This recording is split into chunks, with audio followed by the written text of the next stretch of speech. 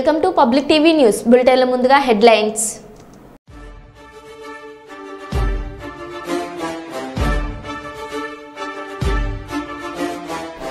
ఆంధ్రప్రదేశ్ తెలంగాణలోని వరద బాధితులను ఆదుకునేందుకు ముందుకొచ్చిన బాలీవుడ్ నటుడు సోనూ సూద్.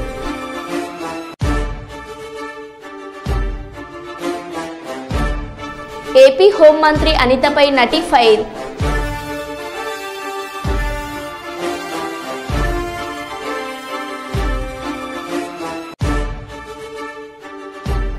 హైదరాబాద్ మల్లాపూర్ పారిశ్రామిక వాడలో భారీ అగ్ని ప్రమాదం.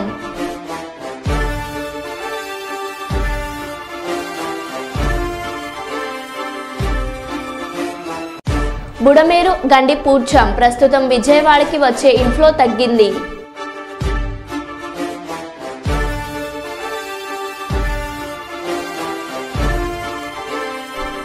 అక్రమ నిర్మాణాలపై కొనసాగుతున్న హైడ్రా దూకుడు, అధికారులకు మడుపులు ఇచ్చామంటున్న మహిళ.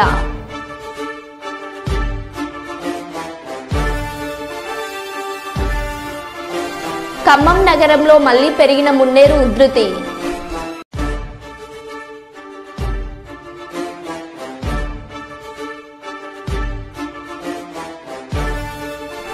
బయ్యారం చెరువు తెగినట్టు వస్తున్న వదంతులను నమ్మకండి, ఎస్పీ సుధీర్ రామ్నాథ్ కేకన్.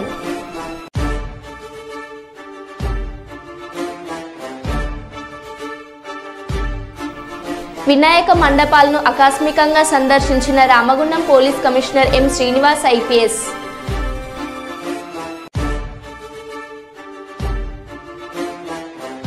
ఇక వివరాల్లోకి వెళ్తే, అక్రమ నిర్మాణాలపై హైడ్రా దూకుడు కొనసాగుతుంది. హైదరాబాద్, మేడ్చల్, సంగారెడ్డి జిల్లాల పరిధిలో అక్రమణలు కూల్చివేస్తోంది. మాదాపూర్లోని సున్నం చెరువు పరిధిలోని అక్రమ కట్టడాలను హైడ్రా కూల్చివేసింది. ఈ నిర్మాణాల కోసం గతంలో పలువురు అధికారులకు లంచం ఇచ్చినట్లు ఓ మహిళ చెబుతుంది. దీనికి సంబంధించిన వీడియో సోషల్ మీడియాలో వైరల్ అవుతుంది. చెప్పేవారు ఆ అకౌంట్లో డబ్బులు వేసేవాళ్ళమండి చెప్తున్నారు. ఇప్పుడు ఏంటో మాకు తెలియదు. మేము కోర్టుకి వెళ్ళాం కదండి, కోర్టు ఆర్డర్ ఉంది కదా, రీకౌంట్ సర్వే చేయమన్నారు. చేశాక మీరు కోలుగొట్టండి, మేము కాదంటం లేదు కదా. ఏమి కనీసం నోటీస్ కూడా ఇవ్వలేదు, కనీసం మా పేపర్ కూడా ఎవడు ఇక్కడ చూసిన దిక్కు లేదు. రెవెన్యూ అధికారులకు ఇచ్చారా మేడం? ఎవరు? అందరికి జీహెచ్ఎంసీ నుంచి రెవెన్యూ అధికారులకు కూడా ఇచ్చాం.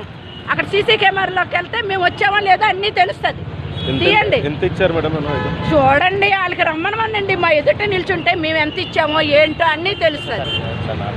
కుప్పం పట్టణంలోని 13వ వార్డులో ఎంఎఫ్సి కళాశాల ప్రాంగణంలో వినాయక చవితి సందర్భంగా సీఎం చంద్రబాబు నాయుడు ఆకారంలో సైకిల్పై వినాయక స్వామి ప్రతిమను 13వ వార్డు టీడీపీ యూత్ అధ్యక్షుడు విక్కీ నవీన్ ఏర్పాటు చేశారు. ఈ సందర్భంగా స్వామివారిని వివిధ పుష్పాలతో అలంకరించి ప్రత్యేక పూజలు నిర్వహించారు. వినాయక స్వామివారిని యూనిట్ ఇన్ఛార్జ్ సత్యేంద్ర శేఖర్, 11వ ward councillor Kasturi Velu, Birdanapalli sarpanch JK Santosh, Chekkunattam Mani దంపతులు దర్శించుకున్నారు. అనంతరం వారు మాట్లాడుతూ ప్రజలందరికీ ఆయన వినాయక చవితి శుభాకాంక్షలు తెలిపారు. వినాయక స్వామి ఆశీస్సులతో ప్రజలందరూ సుఖ సంతోషాలతో ఉండాలని వారు ఆకాంక్షించారు. రాష్ట్ర అభివృద్ధి సీఎం చంద్రబాబుతోనే సాధ్యమని తెలిపారు. ఈ కార్యక్రమంలో వాసు మరియు తదితరులు పాల్గొన్నారు.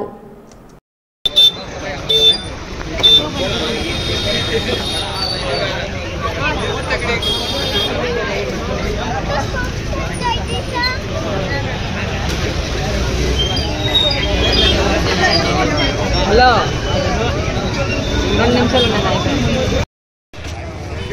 వినాయక చవితి సందర్భంగా ప్రజలందరికీ కూడా వినాయక చవితి శుభాకాంక్షలు తెలియజేసుకుంటూ, ఈరోజు మన యొక్క కుప్పం మున్సిపాలిటీ పరిధిలో కొత్తపేటలో ఉన్నటువంటి 13వ వార్డులో విక్కీ గారి ఆధ్వర్యంలో చంద్రబాబు నాయుడు సమేత వినాయక స్వామిగా సైకిల్ వినాయకుడిని ఇక్కడ ఏర్పాటు చేసి పూజలు అందుకుంటున్నారు. ఈరోజు రాష్ట్ర వ్యాప్తంగా కూడా చంద్రబాబు నాయుడు గారు రాష్ట్రాన్ని బాగుపరచాలని, ఒకవైపు వరదలు దాటి విజయవాడ అతలాకుతలమైంది. ఆ యొక్క విజయవాడను కూడా పునర్వైభవం తీసుకొచ్చి మరలా యథార్థ స్థితిలో చేయడానికి ఆర్టిస్టులు రాత్రి పగలంతా కష్టపడుతుంటే అలాంటి చంద్రబాబు నాయుడు గారికి ఆయన కృషిగా ఈ యొక్క వినాయక స్వామి ఉండాలనేసి, తోడుగా ఉండాలనేసి ఆ తలపుతో కుప్పం యువత విక్కీ ఆధ్వర్యంలో ఉన్నటువంటి యువత అంతా కూడాను సైకిల్ వినాయకుడిని ఏర్పాటు చేసి ఇక్కడ పూజలు బ్రహ్మాండంగా చేసి ఈ యొక్క ప్రజల యొక్క సుభిక్షంగా ఉండాలనేసి కోరుకునే విధంగా ఈరోజు కార్యక్రమాన్ని ఏర్పాటు చేశారు. దీనికి ఈ చంద్రబాబు నాయుడు గారి తరఫున ఈరోజు అర్చన పూరక పూజా కార్యక్రమాలతో చేయడం జరిగింది. రాష్ట్ర ప్రజలు కానీ విజయవాడ ప్రజలు కానీ సుభిక్షంగా ఉండాలని రాబోయే వినాయక చవితికి మరలా యథాతథ స్థితిలో కుప్పం నియోజకవర్గంతో పాటు రాష్ట్ర వ్యాప్తంగా కూడా ప్రజలందరూ కూడా మంచి సుభిక్షంగా ఉండాలని కోరుకుంటూ ఈరోజు పూజలు జరిపించడం జరిగింది. మైబాద్ పట్టణంలో 18 సెంటీమీటర్ల వర్షపాతం. రాత్రి కురిసిన వర్షానికి రోడ్లపై ఇండ్లలో నిలిచిన వరద నీరు. మైబాద్ బంధం చెరువు సమీపంలో జాతీయ రహదారిపై ఉధృతంగా ప్రవహిస్తున్న వరద నీరు. మైబాద్ కురవికి మధ్య రాకపోకలు అంతరాయం. ఇబ్బందులు పడుతున్న ప్రజలు.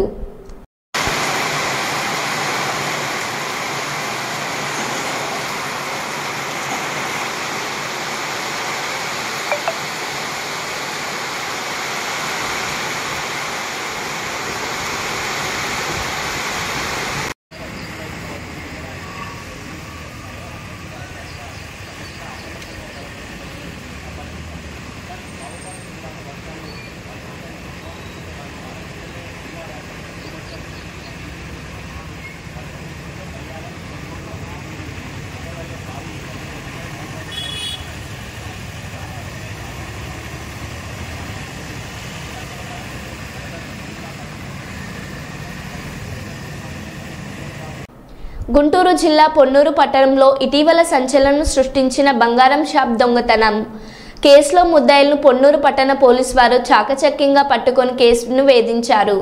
మహారాష్ట్ర, రాజస్థాన్ రాష్ట్రాలకు చెందిన 7 ముద్దాయిలు ముఠాగా ఏర్పడి దొంగతనం చేసినట్లు శనివారం Tenali DSP Janardhan Rao Ponnuru urban police స్టేషన్లో ఏర్పాటు చేసిన విలేకరుల సమావేశంలో 5 నిందితులను అరెస్ట్ చేసి మీడియా ముందు హాజరుపరిచారు.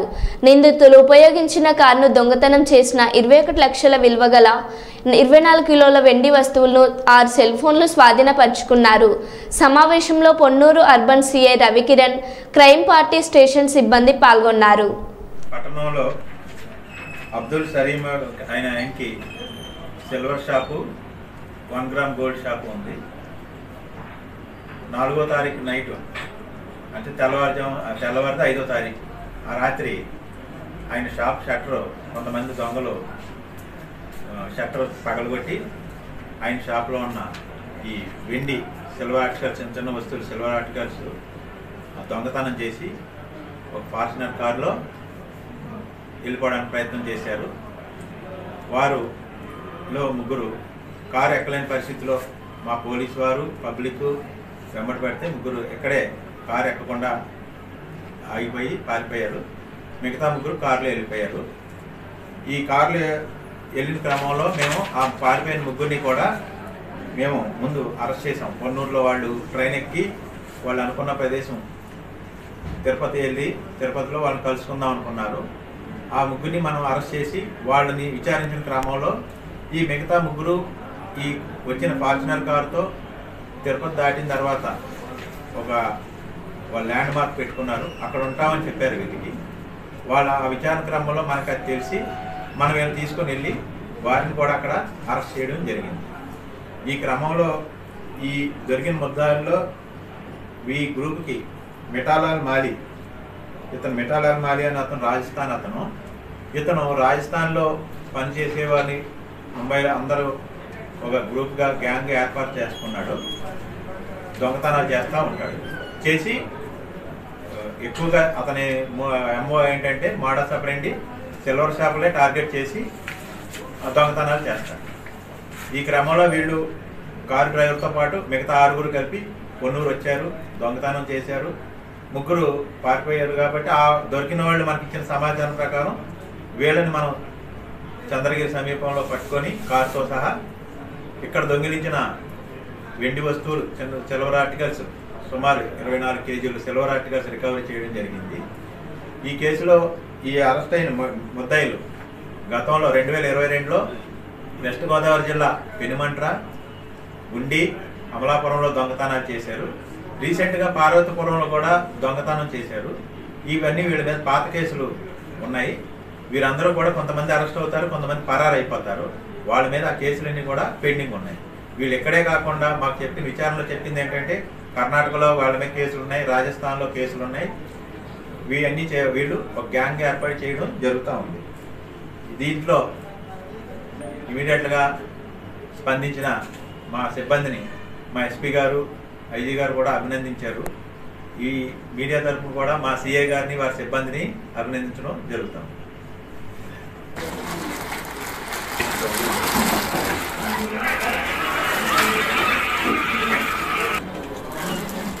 అవి పచ్చి బయట అందరూ ఒక్కొక్కరు కాదు ఒకసారి మొత్తం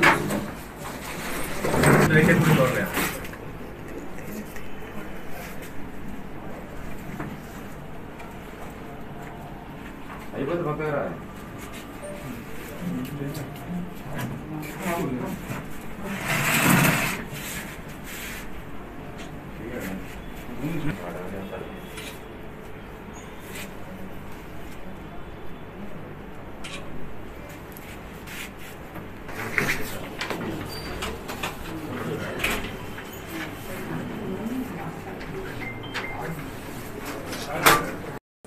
జగిత్యాల జిల్లా ధర్మపురి పట్టణంలో ప్రభుత్వ విప్ ఎమ్మెల్యే లక్ష్మణ్ కుమార్ వినాయక చవితి సందర్భంగా తన క్యాంపు కార్యాలయంలో గణనాథుని ప్రతిష్ఠించి ప్రత్యేక పూజలు నిర్వహించారు. ఈ సందర్భంగా వారు మాట్లాడుతూ ముందుగా ధర్మపురి నియోజకవర్గ ప్రజలకు కాంగ్రెస్ పార్టీ శ్రేణులకు వినాయక చవితి శుభాకాంక్షలు తెలియజేశారు. ఆ గణనాథుడు ఈ ప్రాంత ప్రజలకు తాను ఇచ్చిన ప్రతి హామీని నెరవేర్చే విధంగా ఆశీస్సులు అందించాలని, ధర్మపురి నియోజకవర్గ ప్రజలను ఆయురారోగ్యాలతో ఎల్లవెల్లలా చూడాలని మనస్ఫూర్తిగా కోరుకుంటున్నానని ఈ సందర్భంగా వారు వినాయకుడిని వేడుకున్నారు.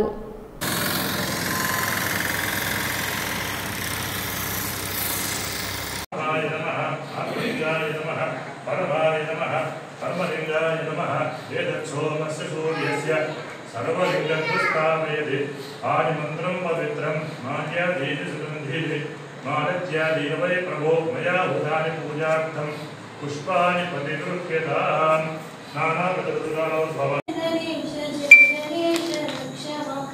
मुदाकरात्तमोदकं सदा विमुक्तिसाधकं कलाधरावतं सकं विलासिलोकरक्षकं अनायकैकं ధర్మపురి నియోజకవర్గ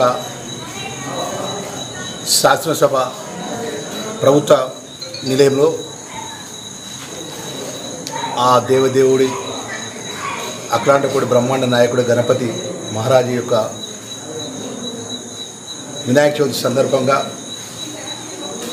యావత్తు తెలంగాణ ప్రజలు, ధర్మపురి నియోజకవర్గ ప్రజలందరూ కూడా చల్లగా ఉండాలని, ఆ స్వామివారి ఆశీస్సులు, స్వామివారి యొక్క ఆశీర్వాదం మాపై ఉండాలని మొదటిసారి స్వామివారి నవరాత్రుల సందర్భంగా వినాయక చవితి ఈరోజు స్వామివారి పూజ మొదలుపెట్టడం జరిగింది.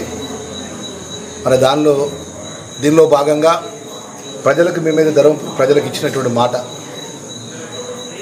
ఆ రోజు ఎన్నికల్లో ముందు ఈ ప్రాంతానికి సంబంధించిన అనేక మౌలిక సదుపాయాలు కానీ, ప్రాంత ప్రజలకు ఉన్నటువంటి అనేక సాగునీరు, తాగునీరు విషయంలో కానీ అన్ని అంశాల లోపల ఇచ్చిన మాట అమలయ్యే విధంగా విఘ్నేశ్వర స్వామి, ఆ వినాయకుడు మాకు ఆశీర్వాదాన్ని, శక్తిని ఇవ్వాలి.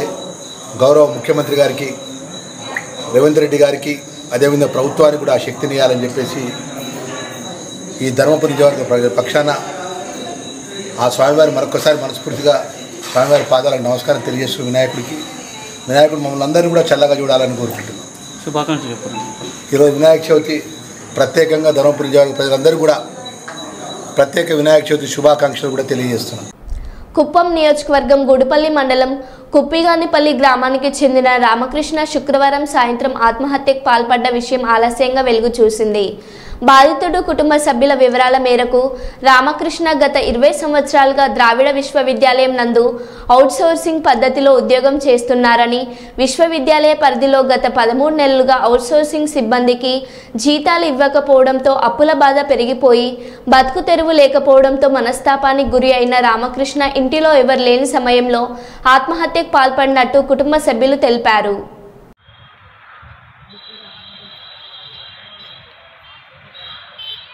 పెద్దపల్లి. నా పేరు మునిరత్నమ్మ. మా నాయన పేరు రామకృష్ణప్ప. యూనివర్సిటీలో 20 years నుంచి పనిచేస్తూ ఉన్నారు. 13 నెలల నుంచి జీతాలు రాలేదు. అందువల్ల వేరే మార్గం లేకుండా అప్పుల పాలయ్యి సూసైడ్ అటెంప్ట్ సూసైడ్ అటెంప్ట్ చేస్తున్నారు. అందువల్ల మేము వచ్చి ఇక్కడ హాస్పిటల్ అడ్మిట్ చేస్తున్నాము. ఇప్పుడు 48 hours కంప్లీట్ అయ్యే వరకు డాక్టర్స్ ఏం పని చెప్పలేము అంటున్నారు. ఇప్పుడు బిల్లు కట్టే పరిస్థితుల్లో కూడా మేము లేము. ఎందుకంటే మన ముందు ఎక్కువ అప్పులు ఉంది. 13 నెలల నుంచి జీతాలు రాలేదు. అందువల్ల ద్రావిడ యూనివర్సిటీ వల్లే మాకు ఈ టైంలో న్యాయం చేయాలి. విజయవాడ నగర పరిధిలోని వరద ప్రభావిత ప్రాంతాల్లో సహాయక చర్యలు కొనసాగుతున్నాయి. సింగ్ నగర్, కండ్రిక, వాంబే కాలనీ, రాజరాజేశ్వరిపేట తదితర ప్రాంతాల్లో సహాయక చర్యలను అధికారులు ముమ్మరం చేశారు. ఓవైపు అగ్నిమాపక శాఖ సిబ్బంది ఫైర్ ఇంజన్ల సాయంతో బురదను తొలగించే పనులు కొనసాగుతున్నాయి.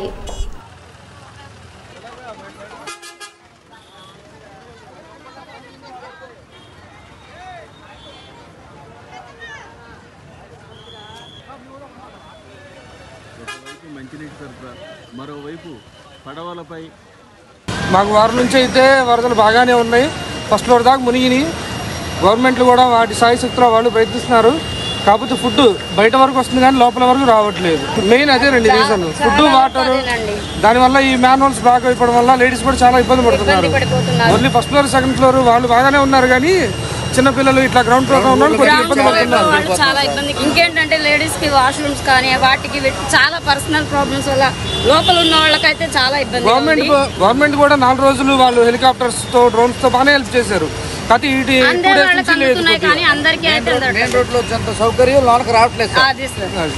మేము మా రిలేషన్ వాళ్ళ ఇంటికి వెళ్ళిపోతున్నాము. ఉండలేక పిల్లలతో ఉన్నాము. చిన్న 2 పిల్లలు ఉన్నారు. ఒక పిల్లల్ని అక్కడే రిలేటివ్స్ దగ్గర వదిలేసి వచ్చేసి ఇంకో ఇదిగో ఫుడ్ కోసమని వాటి కోసం దేనికి ఒక రకంగా బయటకు వస్తున్నాం. కరీంనగర్ జిల్లా కేంద్రంలో గణేష్ నవరాత్రి ఉత్సవాలను పురస్కరించుకొని టవర్ సర్కిల్ వద్ద గణేష్ మండపాలను దర్శించుకున్న కేంద్ర సహాయ మంత్రి, కరీంనగర్ ఎంపీ బండి సంజయ్ ప్రత్యేక పూజలు నిర్వహించారు. అనంతరం మీడియాతో మాట్లాడుతూ హిందూ బంధువులందరికీ విఘ్నేశ్వర నవరాత్రి ఉత్సవాలు శుభాకాంక్షలు తెలిపారు. ఉత్సవాలు ముగిసే వరకు దీక్ష తీసుకుని భక్తియుత వాతావరణంలో నవరాత్రి ఉత్సవాలను విజయవంతంగా నిర్వహించుకోవాలని కోరారు. హిందూ బంధువులందరూ కూడా శ్రీ విఘ్నేశ్వర నవరాత్రి ఉత్సవాల సందర్భంగా శుభాకాంక్షలు తెలియజేస్తూ 9 రోజుల పాటు ప్రతి ఒక్కరం కూడా భక్తి శ్రద్ధలతో ఒక భక్తియుత వాతావరణంలో ఈ నవరాత్రి ఉత్సవాలను నిర్వహించుకోవాల్సిన అవసరం ఉంది. ఎందుకంటే ఏ పూజ చేసినా కూడా మొట్టమొదటిసారిగా మనం విఘ్నేశ్వర స్వామి పూజ చేస్తాం. అటువంటి విఘ్నేశ్వర నవరాత్రి ఉత్సవాలను భక్తియుత వాతావరణం నిర్వహించుకోవాల్సిన అవసరం ఉంది. ఒక దీక్ష తీసుకొని దీన్ని పూర్తి చేయాల్సిన అవసరం ఉంది. ధార్మిక కార్యక్రమాలు, ముఖ్యంగా మంటప నిర్వాహకులు కూడా ధార్మిక కార్యక్రమాలను నిర్వహించేటువంటి ప్రయత్నం చేయాలి. చాలామంది యువతనే ఇలా భక్తి శ్రద్ధలతోని మంటపాలు నిర్వహిస్తున్నారు. కాబట్టి అందరం కూడా ఒక మంచి ఆలోచనతో ఈ దేశం బాగుండాలి, ఈ సమాజం బాగుండాలని చెప్పి ఒక మంచి ఆలోచనతో మనం విఘ్నేశ్వర నవరాత్రి ఉత్సవాలు జరపాలని కోరుకుంటూ నేను కూడా స్వామివారు పెట్టుకున్నా. వర్షాలు కురవాల్సిందే, కానీ రైతులకు కానీ ప్రజలకు కానీ ఏ ఇబ్బందులు రాకుండా, ఏ ప్రమాదాలు సంభవించకుండా ఆ వర్ణదేవుడు కరుణించాలని చెప్పి వర్షాలు కురవాల్సిందే, ఇబ్బంది కాకుండా ప్రమాదాలు కూడా కురవాలని చెప్పి మనస్ఫూర్తిగా ఆ స్వామివారిని వేడుకుంటూ కష్టాల్లో ఇబ్బందులను ప్రజలను కాపాడని చెప్పి వాళ్ళని ఆదుకోవాలని చెప్పి అందరూ సుఖ సంతోషాలతో ఉండని చెప్పి మనస్ఫూర్తిగా ఆ విఘ్నేశ్వర స్వామిని వేడుకుంటా ఉన్నాను. దాంతోపాటు వరదల తాకిడికి ఎంత ఇబ్బంది పడ్డారో ఆ ప్రజలను ఆదుకోవాల్సిన బాధ్యత ప్రభుత్వం మీద ఉంది. కేంద్ర ప్రభుత్వం ఏ సహాయం చేయాలో సహాయం తప్పకుండా చేయడానికి సిద్ధం ఉంది. రాష్ట్ర ప్రభుత్వం కూడా ఇవాళ అందరం కలిసి ముందుకు రావాలి. అందరం కలిసిమెలిసి ఈ కష్టాల్లో ఇబ్బందులు ఉన్నటువంటి సమాజాన్ని ఆదుకునే ప్రయత్నం చేయాలి. దానికి ప్రభుత్వం ముందుకు రావాల్సిన అవసరం ఉంది. మిగతా అన్ని పార్టీలు కూడా ఈ సమయంలో రాజకీయ విమర్శలను పక్కకు పెట్టి ఇబ్బందుల్లో కష్టాలను ప్రజలను ఆదుకునే ప్రయత్నం చేయాల్సిందిగా అందరికీ విజ్ఞప్తి చేస్తూ, ఎందుకంటే వర్షాలు కురిసినాయి, వరదలు వచ్చినాయి, ఇంకా ఎక్కడి సమస్యలు అక్కడనే ఉన్నాయి. ప్రమాదంలో ఉన్న వారిని కాపాడే ప్రయత్నం, ఇంకా వాళ్ళను ఆదుకునే ప్రయత్నం మనం చేస్తలేము. ఆ దిశగా ఆలోచించాల్సిన అవసరం ప్రభుత్వం మీద ఉంది. అందరూ సహకరించాల్సిన బాధ్యత అందరికీ ఉంది. బట్ అందరూ కలిసిమెలిసి ముందు పోవాల్సిన అవసరం ఉంది. వీళ్ళు వాళ్ళని తిట్టడము, వాళ్ళు వీళ్ళని తిట్టి ప్రతి విమర్శలు చేసుకొని ఇలా ఇబ్బంది పడ్డ ప్రజల కష్టాలను పక్క పెట్టే ప్రయత్నం చేస్తూ ఉన్నారు. ఇది మంచి పద్ధతి కాదు. విమర్శించే వాళ్ళు కానీ, ఈ రాష్ట్రాన్ని పాలించే వ్యక్తులు కానీ, ఇద్దరు కూడా ముందుగా ఈ తాకిడికి గురై ఇబ్బందులు ప్రజలను ఏ విధంగా ఆదుకోవాలో ఒక మంచి ఆలోచనతో ఒక ప్లాన్ ప్రకారం ముందు పోవాల్సిన అవసరం ఉంది.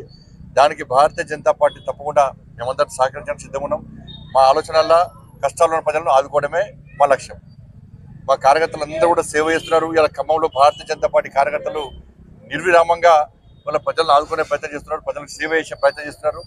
నరేంద్ర మోడీ గారి ప్రభుత్వం కూడా రాష్ట్ర ప్రభుత్వానికి సహకరిస్తున్నది, ఇంకా సహకరిస్తుంది కూడా. దానిలో ఏం అనుమానం లేదు. దాంతో ముఖ్యంగా జమ్మూ కాశ్మీర్లో జరుగుతున్న ఎన్నికల్లో మన జమ్మూ కాశ్మీర్ ప్రజలు, ఈ దేశ ప్రజలు ఆలోచించాల్సిన అవసరం ఉంది. మా లక్ష్యం ఆ రాష్ట్రాన్ని పునరుద్ధరించడం, ఆ ప్రాంతాన్ని అభివృద్ధి చేయడం. ఈ దేశంలో ప్రతి భారతీయుడు జమ్మూ కాశ్మీర్ నాది, ఇది నా ప్రాంతము, ఇది నా దేశము, తప్పకుండా సందర్శించాల్సిందే, ధైర్యంగా పోవాల్సిందని చెప్పి ఒక మంచి వాతావరణాన్ని నిర్మించే ప్రయత్నం చేయడమే భారతీయ జనతా పార్టీ, నరేంద్ర మోడీ గారి ప్రభుత్వం యొక్క లక్ష్యం. ఇలా అమిత్ షా గారి యొక్క కృషితోని, నరేంద్ర మోడీ గారి ఆశీర్వాదంతో 370 ఆర్టికల్ రద్దు చేసిన తర్వాత దేశవ్యాప్తంగా ఎలాంటి మంచి వాతావరణ నిర్మాణమైందో, జమ్మూ కాశ్మీర్ ఏ విధంగా అభివృద్ధి చెందుతుందో, టెర్రరిస్టు కార్యక్రమాన్ని ఎట్టి మన కూకటి వేలతో పిగిలించడమో ఈ దేశ ప్రజలు ఆలోచించాలి, జమ్మూ కాశ్మీర్ ప్రజలు ఆలోచించాలి. గతంలో జమ్మూ కాశ్మీర్ పోవాలంటే ఒక భయానక వాతావరణం, జమ్మూ కాశ్మీర్ ఈ దేశంలో ఉందా లేదనే అనుమానం ఈ దేశ ప్రజల్లో ఉండే.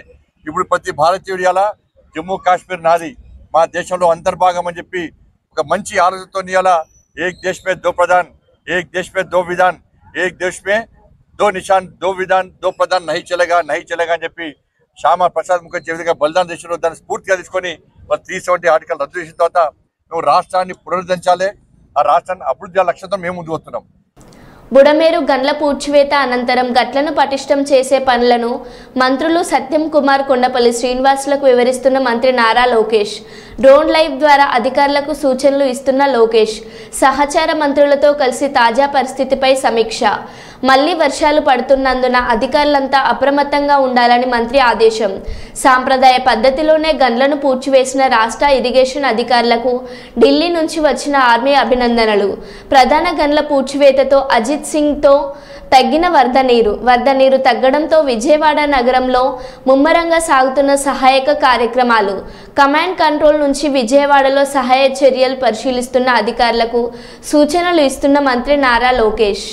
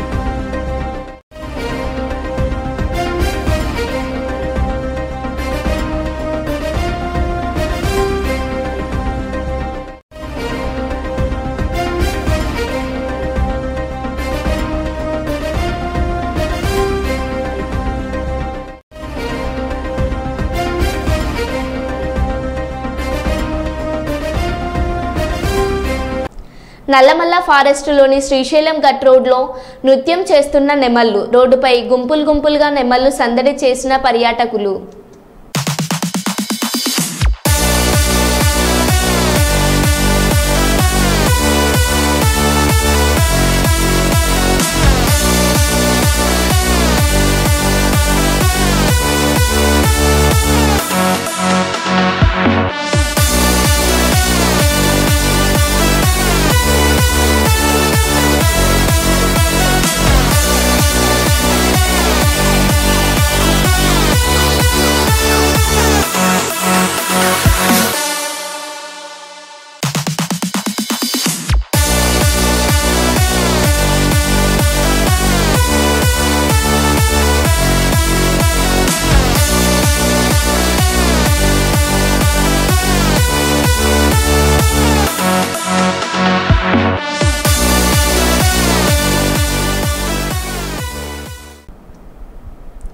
మరో బులెటిన్లో మళ్ళీ కలుద్దాం. Stay tune.